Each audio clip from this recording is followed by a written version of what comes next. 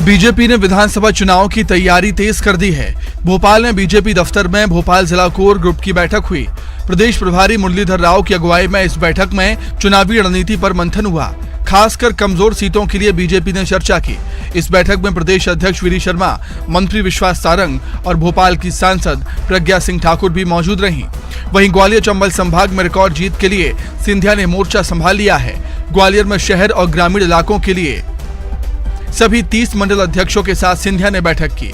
सिंधिया ने राज्य सरकार और केंद्र सरकार की योजनाओं को जनता तक पहुंचाने के निर्देश दिए हैं। जो विकास कार्य केंद्र सरकार ने, राज्य सरकार ने साथ में मिलकर मध्य प्रदेश को अव्वल श्रेणी में लाने के लिए किया है, उसकी सूचना जन जन तक पहुंचाने की और जन जन की जो विषय है हमारे सरकार में, हमारे पार्टी के अंदर पहुंचाने का कार्य हमारे मंडल अध्यक्ष करते हैं। सबसे महत्वपूर्ण कड़ी हमारे मंडल अध्यक्ष हमारी पार्टी के, आज उनके साथ मिलकर एक भावनात्मक वातावरण में भी हम लोग ने बात किया और पूर्ण निष्ठा के साथ, पूर्ण लक्ष्य के साथ हम लोग एक साथ कार्यकर्ता के रूप में हम लोग पार्टी के लिए लड़ने वाले हैं। बीजेपी में बैठकों का दौर चल रहा है और सीएम खुद भी मंत्रियों और विधायकों को निर्देश दे रहे हैं। वहीं संगठन स्तर पर भी जनता के बीच जाने के निर्देश दिए जा रहे हैं। आने वाले दिनों में रणनीतियों को जमीन पर उतारने पर पार्टी का फोकस होगा। सीधी जिले के धौनी विधानसभा के टिकरी पहुंचे पूर्व मुख्यमंत्री दिग्विजय सिंह ने साफ कर दिया कि कांग्रेस आगामी विधानसभा चुनाव में बिकने वाले नेताओं को टिकट नहीं देगी। इतना ही नहीं, मध्य प्रदेश कांग्रेस के पीसीसी चीफ को लेकर दिग्विजय सिंह ने कहा कि वो 1993 में जब इलेक्ट हुए थे तो उन्होंने पीसीसी चीफ का पद छोड़ा था। कमलनाथ को भी सीएम बनने के बाद पीसीसी चीफ का पद छोड़ देना चाहिए था। बजाकर पूरी तरीके से निष्ठावान लोगों को ही टिकट देने का हमारा लक्ष्य है और किसी हालत में वो नहीं होने दिया जाएगा जो हुआ है। हमेशा हम लोगों ने इस बात की कोशिश की है पीसीसी प्रेसिडेंट और चीफ मिनिस्टर अलग अलग हों। मैं खुद 94 में इलेक्ट हुआ था, 93 में इलेक्ट हुआ था, मेरे पास दोनों पद थे, फिर मैंने छोड़ दिया था उसके बाद। दिग्विजय सिंह के बेटे और पूर्व मंत्री जयवर्धन सिंह ने सोनिया गांधी, राहुल गांधी, दिग्विजय सिंह और कमलनाथ को तपस्वी बताया है। जयवर्धन सिंह के बयान पर बीजेपी ने निशाना साधा और कहा कि अलगाववाद पैदा करने वाले तपस्वी नहीं हो सकते। 5 साल पहले जब विधानसभा चुनाव हुए थे उस समय भी दिग्विजय सिंह जी ने तपस्या की थी, नर्मदा परिक्रमा की, कि पिछले 3 साल से कमलनाथ जी भी तपस्या कर रहे हैं। उज्जैन में ईद मिलन कार्यक्रम में जयवर्धन सिंह ने यह बयान दिया था। जयवर्धन सिंह ने सोनिया, राहुल के साथ ही कमलनाथ और दिग्विजय सिंह को तपस्वी बताया। उनके इस बयान पर बीजेपी हमलावर है। बीजेपी प्रदेश अध्यक्ष वीडी शर्मा ने जयवर्धन सिंह पर तंज कसा और कहा कि उनकी दुनिया कांग्रेस तक ही सीमित है। ऐसा लगता है कि हम सब लोग मनुष्य हैं और मनुष्य होने के नाते काम करते रहते हैं। अब लेकिन जयवर्धन जी को हो सकता है कि जयवर्धन जी की दुनिया ही इतनी हो कि उन्होंने संत, तपस्वी, ये जो शब्द और ये जो भाषा है, मुझे ऐसा लगता है कि शायद कांग्रेस के लिए, क्योंकि उन्होंने केवल एक परिवार और एक परिवार तक सीमित होकर के ही दुनिया को देखा है। न उन्होंने भारत की संस्कृति और न उन्होंने तपस्वी क्या होते हैं, संत क्या होते हैं, ये शायद मुझे लगता नहीं। देखा, उनको बुरा लगेगा, मैं ये कह रहा हूं। चुनावी साल है, ऐसे में सियासतदानों के बयानों के राजनीतिक मायने निकाले जा रहे हैं और वार पलटवार भी हो रहे हैं।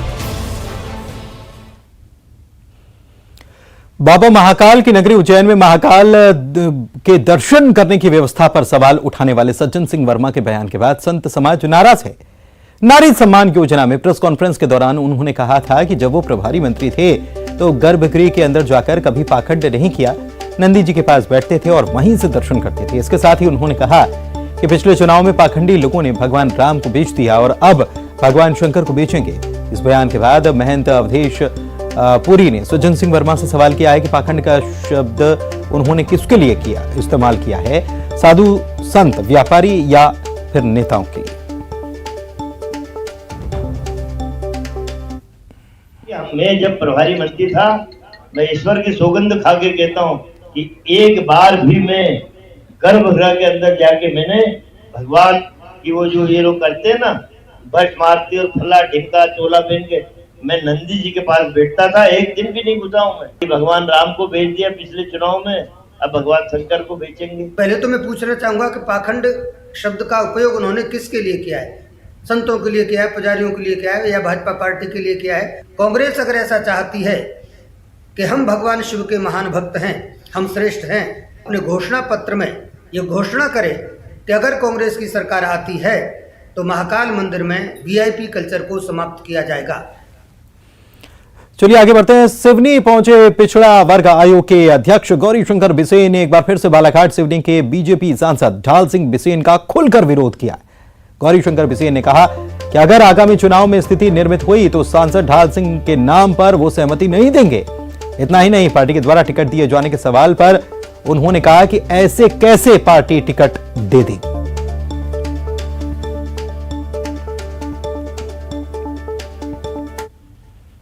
डॉक्टर ढाल सिंह बिसेन को सांसद प्रत्याशी के रूप में सम्मति दी थी, प्रस्तावना किया था, टिकट दिलाया था, चुनाव जिताया था। उन्होंने जैसा काम किया वो ऐसा निर्णय हो। हमारे तरफ से उनका कोई प्रस्ताव नहीं रहेगा। और पार्टी देती है तो फिर सहयोग इसे कैसे देगी पार्टी? मतलब आप मानते कि उनको पार्टी टिकट 5 साल के लिए चुनाव को टिकट दी गई थी, उनके कार्यों के मूल्यांकन के आधार पर नेतृत्व विचार करेगा। देवास में सड़क पर खड़े डंपर को देखकर मंत्री कमल पटेल आग बबूला हो गए। मंत्री ने थाने के स्टाफ को खूब खरी खोटी सुनाई, सस्पेंशन, बर्खास्त और एफआईआर तीनों का फरमान सुना दिया।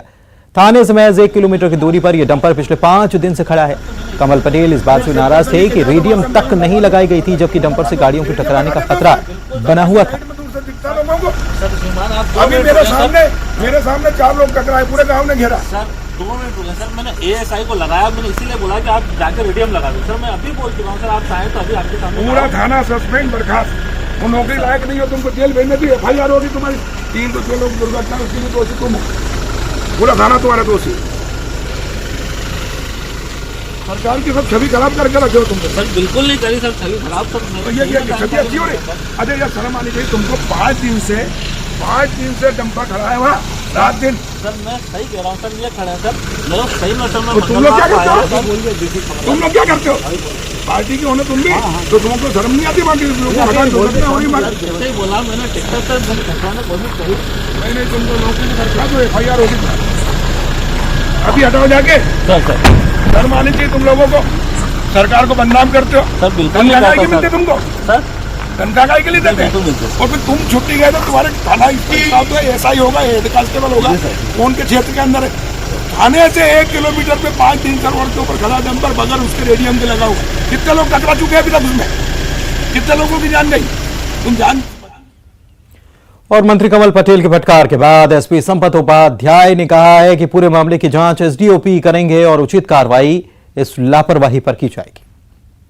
ध्यान में लेते हुए इसमें एसडीओपी कन्नौज को जांच आदेशित किया गया है और प्राथमिक जानकारी भी मंगाई गई है थाने से, जिसमें यह बताया जा रहा है कि कल दिन में वो डंपर खराब हो गया था और वहाँ से वो हट नहीं पाया था। थाने में कोई एक्सीडेंट की रिपोर्ट दिन में नहीं आई थी। बाकी पूरे मामले की गहराई से जाँच के लिए एसडीओपी कन्नौज को पाबंद किया गया है।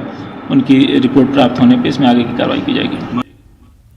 अपने निराले अंदाज के लिए मशहूर ऊर्जा मंत्री प्रद्युम्न सिंह तोमर एक बार फिर से अलग तस्वीर में सामने आए। सेवानगर इलाके में नई शराब दुकान खुलने से नाराज महिलाएं ऊर्जा मंत्री के घर पर धरना देने के लिए पहुंच गईं। मंत्री अपने घर पहुंचे तो उन्होंने धरना दे रही महिलाओं को जल्द दुकान शिफ्ट करने का भरोसा दिया। मंत्री के भरोसे के बाद महिलाओं ने अपना धरना खत्म किया और सभी घर रवाना होने लग गई। गर्मी का वक्त देखकर ऊर्जा मंत्री ने सभी महिलाओं को अपनी कार से उनके घर भिजवाया।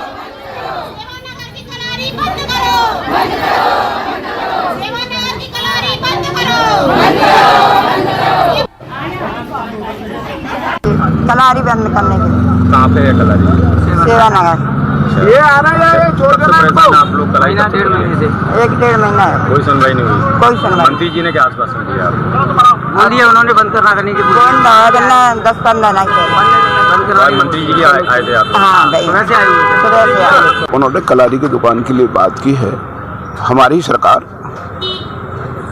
पूरी दृढ़ता के साथ आमजनों के साथ खड़ी है और उनकी समस्याओं को सुनेंगे, उसका निराकरण करेंगे। आपने अपने भान से उनको निश्चित रूप से वो महिलाएं सवेरे से आई थी, मैं कहीं उनसे मिलने में मेरे को विलम्ब हुआ, मैं यहीं था नहीं, मैं आके मिला और उनको मैंने ससम्मान, वो मेरी बहन भी तो है, मेरी माँ भी तो है, उसको ससम्मान उनके घर पहुँचाया है और अगली बार उनके यहाँ जाके उनकी समस्याएं सुनूंगा। आतंकी संगठन हिज्ब उत तहरीर को लेकर एटीएस और आईबी की जांच से एक बड़ा खुलासा हुआ है। जांच एजेंसियों के मुताबिक मॉड्यूल के 5 संदिग्धों ने हिंदू लड़कियों से शादी की और इनमें से 2 ने कुछ साल पहले इस्लाम कबूल कर लिया। यही नहीं, पकड़े गए लोगों के मोबाइल से पाकिस्तान के फोन नंबर मिले हैं। यह भी कहा जा रहा है कि भोपाल हैदराबाद मॉड्यूल को कोई एक व्यक्ति संभाल रहा है।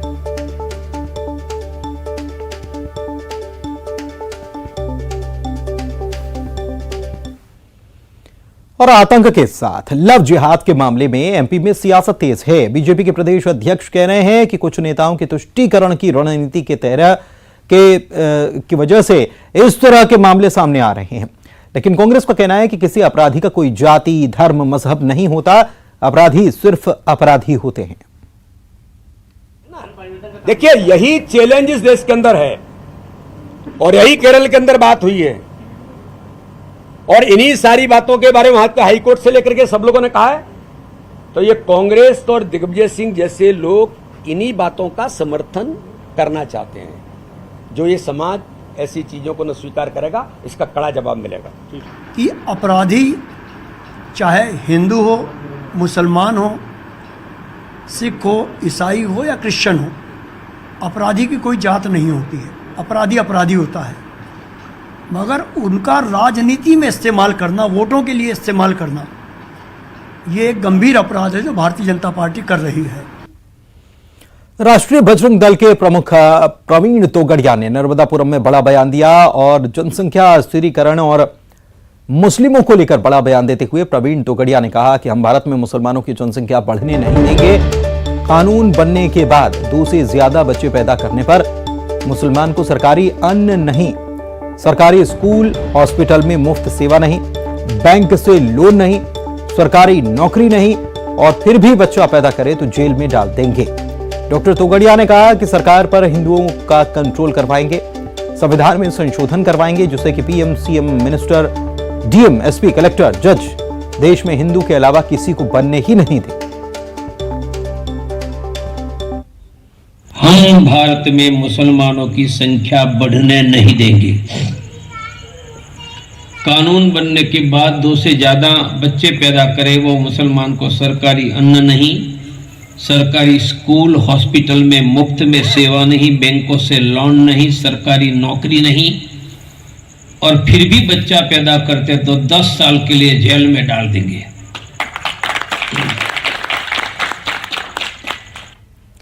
नर्सिंग कॉलेज घोटाला मामले में सीबीआई ने हाईकोर्ट में जांच रिपोर्ट सौंप दी है। इस रिपोर्ट में 22 कॉलेजों को लेकर चौंकाने वाले खुलासे हुए।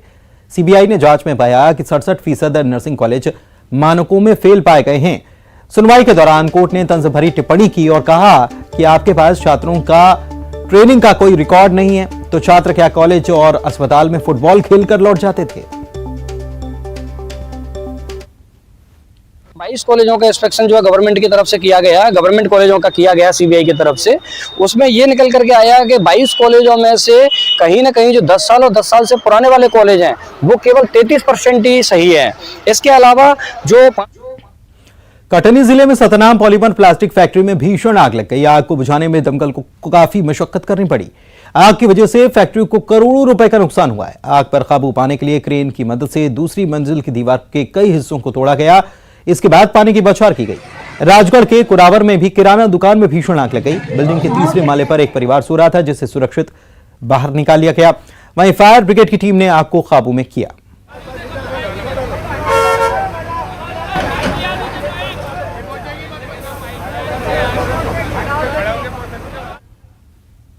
सीबीएसई बोर्ड कक्षा 10वीं और 12वीं का रिजल्ट जारी हो चुका है और सीबीएसई में डीपीएस नीलबढ़ के छात्र तनय निगम ने कक्षा 12वीं में ओवरऑल टॉप किया है। तनय निगम ने कक्षा 12वीं में 99% अंक हासिल किए। वहीं कक्षा 10वीं में डीपीएस के 2 छात्रों ने बाजी मारी है। प्राक्तम्य सिद्ध बालोद और साइली देशपांडे ने 99.4% अंक हासिल किए हैं। प्राकम्य और तनय का कहना है कि पढ़ाई के साथ साथ हर एक्टिविटीज को एंजॉय करो, यही सक्सेस मंत्र है। टॉपर वो नहीं होता जो 14 घंटे 16 घंटे 18 घंटे ऐसे पढ़ाई करता है, नहीं, ऐसे करके सिर्फ बंदा पागल ही हो जाता है, फिर वो कभी सही से नहीं कर पाता। सही जरूरी होता है कि आप पढ़ो और साथ में अपने बाकी रिक्रिएशन एक्टिविटीज को बैलेंस करो, क्योंकि जब आप मजे करोगे तभी पढ़ाई वाली चीजें भी आपके अंदर बैठेंगी। ये सबसे बड़ा मंत्र है। मेरा सक्सेस मंत्र तो बेसिकली यही रहा कि आई वाज बहुत इंटरेस्ट था मेरे को इस सब्जेक्ट में। ऐसा नहीं था, जो मेरे को माहौल मिला हमारे स्कूल में, सभी टीचर्स बहुत ज्यादा कोऑपरेटिव थे, सब अच्छे से, और मेरे घर में भी हमेशा से लोगों को इन विषयों में बहुत रुचि रही है, हिस्ट्री है। और आइए अब देखते हैं 25 सेकंड में खबरें।